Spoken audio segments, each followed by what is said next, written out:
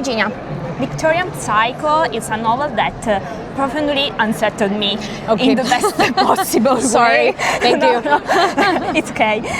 It's a story that uses Victorian Gothic as a machine for power and a narrative voice that hypnotizes you even when you know perfectly well you shouldn't trust it. And I like to begin with the protagonist because Winifred is a voice that takes up everything, the house, space, the rhythm of the novel, and she's comic and cruel, and the novel overturns the classic figure of the Victorian governess from Jane Eyre onward, and transforming a moral guardian into a lethal figure. And why do you choose to write about an anti-heroine? And is that choice connected to the way you subvert and critique the Victorian tradition? Yeah, that's a good question. Why? I mean, I think I chose the governess because it was the most representative figure of this literature and this era. It was a very strange job because she was like a staff member, but she wasn't she wasn't as considered as low class as the other servants. And then they were also usually middle class, so they were quite smart and, richer than normal. So she was in like a weird limbo. So I thought that was very interesting, and maybe like a position that we've kind of lost today. We don't really, have that anymore. And so I thought that was incredibly interesting. And then I find it interesting that you say she's an anti-heroine, because one of the questions I wanted to ask the reader is she an anti-heroine or is she just a villain? And that depends on each reader. But I thought I thought it might be interesting to make her, especially because she's a woman, to see how far we can justify her actions. How much it's kind of like, you go girl, and how much of it is like, that's not that's not good at all. She's doing a lot of awful. It's not right. It's not. She's not well, and she's hurting. A lot of innocent people.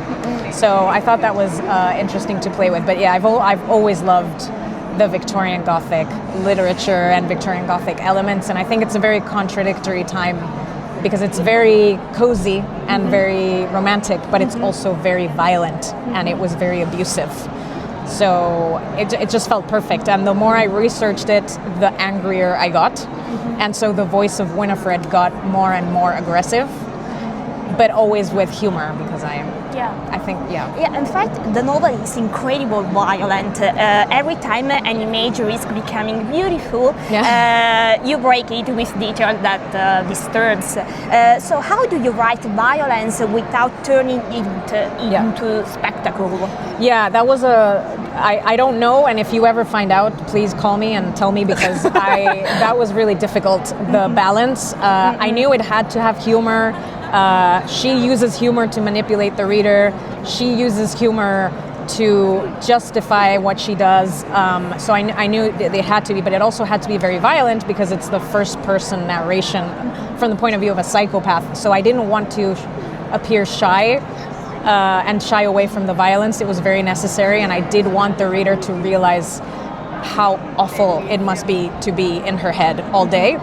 So it was a balance that I tried to figure out with editing, and in the end I just chose what felt most comfortable to me. I did take out some violent scenes because I thought that it was starting to be too repetitive and too gratuitous for my taste. But I'm sure that every reader will have an opinion, and a lot of readers will think it's too violent, and a lot of readers will think it's not violent enough. So that really depends on the each reader. The novel is in the Answer House. Answer House is not just a setting, it's a living organism, a social structure made of proper rooms, corridors, rituals. How did you build the house? What came first, the architecture or the symbolism or the dynamics inside it? I think first came the visual image of the house in my head, and I took a lot of inspiration from two houses from the Victorian era, which have been very present in Victorian literature and movies adapted for the screen. So like there is a house called Haddon Hall, which is actually one of the inspirations, and it's where a few Jane Eyre adaptations were shot, and it's in Yorkshire. And then there's one called Norton Conyers, which was the inspiration for Charlotte Bronte to write about the woman in the attic, because it has like a secret attic. So that happened, and then I was very careful not to